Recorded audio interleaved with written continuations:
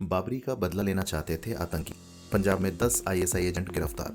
Rajasthan MP में शीतलहर। बिहार में किसकी सरकार, फैसला आज।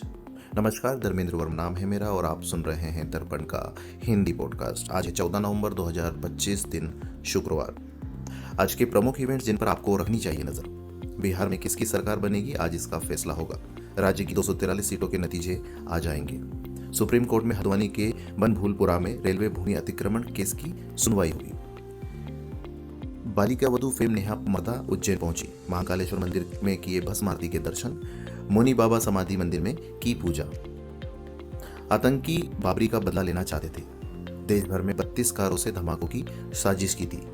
लाल किले के पास हुए धमाकों का नया खुलासा हुआ है। आतंकी 6 दिसंबर को बाबरी मस्जिद की बरसी पर देश भर में धमाके करना चाहते थे। इसके लिए 32 कारों में बम भरकर सीरियल अटैक की साजिश रची गई थी। अब तक 3 कारें बरामद हो चुकी है। हरियाणा की अल फलाह यूनिवर्सिटी में तीसरी संदिग्ध कार मिली है। ब्लास्ट में शामिल 2 डॉक्टर यही काम करते थे। इस यूनिवर्सिटी पर अरब देशों से फंडिंग के आरोप है। दावा तुर्की से ब्लास्ट की हुई थी प्लानिंग। गिरफ्तार आरोपियों का तुर्की के अंकारा में बैठे हुए विदेशी हैंडलर से संपर्क था, जिसे उकासा कोडनेम से पहचाना गया।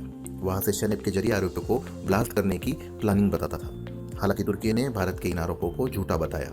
शाह बोले, आतंकियों को बख्शा नहीं जाएगा। गृह मंत्री अमित शाह ने कहा कि दिल्ली ब्लास्ट के दोषियों को ऐसी सख्त सजा दी जाएगी जिससे दुनिया को संदेश मिले कि भारत में ऐसा काम करने की कोई दोबारा हिम्मत ना करे। उन्होंने आगे कहा कि प्रधानमंत्री मोदी का संकल्प है कि दोषियों को बख्शा नहीं जाएगा। दिल्ली ब्लास्ट से जुड़े कुछ अपडेट्स। नूह के इमाम इश्तियाक को हिरासत में लिया गया है, जिस पर आरोप है कि उसने डॉक्टर मुजम्मिल शकील के कहने पर खाद बताकर अपने घर में विस्फोटक छिपाया था। जम्मू कश्मीर के सोपोर में 2 हाइब्रिड आतंकी शाबिर नजार और शाबिर मीर को गिरफ्तार किया गया है। उनके पास भारी मात्रा में हथियार और गोला बारूद मिला है। पुणे में 25 गाड़ियां टकराई, 9 लोगों की मौत, इनमें 5 जिंदा जले। पुणे के नवेल ब्रिज के पास ट्रक का ब्रेक फेल हो गया, जिससे 20-25 गाड़ियां भिड़ गई। ट्रक और कंटेनर के बीच दबी कार में आग लगने से 9 लोगों की मौत हो गई। इनमें 5 लोग जिंदा जल गए, 20 लोग घायल हुए। टक्कर इतनी तेज थी कि कार कुछ ही सेकंड में लपटों में घिर गई। मुख्यमंत्री ने 5-5 लाख की मदद की घोषणा की है। एमपी राजस्थान में शीतलहर। 17 शहरों में 10 डिग्री से कम तापमान। दिल्ली हरियाणा में हवा जहरीली। मध्य प्रदेश, राजस्थान, हरियाणा, दिल्ली, पंजाब सहित कई राज्यों में शीतलहर चल रही है। राजस्थान के 9 शहरों और मध्य प्रदेश के 8 शहरों में न्यूनतम तापमान 10 डिग्री सेल्सियस से कम दर्ज किया गया। दिल्ली हरियाणा में AQI 400 पार। दोनों राज्यों में लोगों को सर्दी के साथ जहरीली हवा का भी सामना करना पड़ रहा है। दोनों राज्यों के 13 शहरों में AQI 400 से पार हो गया है। हरियाणा के जिंद में 418 AQI, दिल्ली के बवाना में AQI 451 दर्ज किया गया। सुप्रीम कोर्ट ने कहा कि दिल्ली में प्रदूषण स्थिति बेहद गंभीर है, मास्क भी पर्याप्त नहीं। लुधियाना में 10 ISI एजेंट गिरफ्तार, पाकिस्तान हैंडलर्स के संपर्क में थे। पंजाब पुलिस ने लुधियाना में ISI से जुड़े मॉड्यूलर का भांडाफोड़ कर 10 एजेंट को गिरफ्तार किया। ये लोग मलेशिया में बैठे 3 गुर्गों के जरिए पाक हैंडलर्स के संपर्क में थे और पंजाब में ग्रेनेड अटैक की साजिश रच रहे थे। हमला होने से पहले ही पुलिस ने उन्हें पकड़ लिया। पूछताछ में पूरे नेटवर्क और भारत में मौजूद कॉन्टैक्ट्स की जांच की जा रही है। जून में 2 युवक पकड़े गए थे। इसी साल जून में पाकिस्तान के लिए जासूसी करने के आरोप में पंजाब की अमृतसर पुलिस ने 2 लोगों को गिरफ्तार किया था।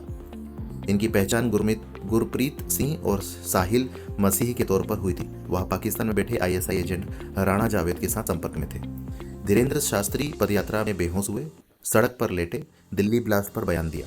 बागेश्वर धाम के पंडित धीरेन्द्र शास्त्री की सनातन एकता पदयात्रा के 7वें दिन उनकी तबीयत फिर बिगड़ गई। यूपी हरियाणा बॉर्डर पर उन्हें टक्कर आया और वे सड़क पर लेट गए। थोड़े आराम और खाने के बाद में यात्रा जारी रखी। इसी दौरान एक युवक फर्जी पुलिस वर्दी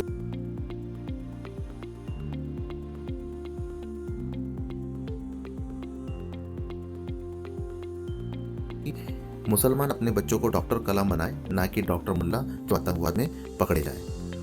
दिल्ली में किया गया हमला आतंकवादी था। वे हिंदुओं को डराना चाहते हैं। हिंदू एक नहीं हुए तो हर गली मोहल्ले में बम फटेंगे। समय देने के लिए धन्यवाद। जानकारी उपयोगी लगी हो तो सब्सक्राइब करके सपोर्ट जरूर करिएगा। धन्यवाद।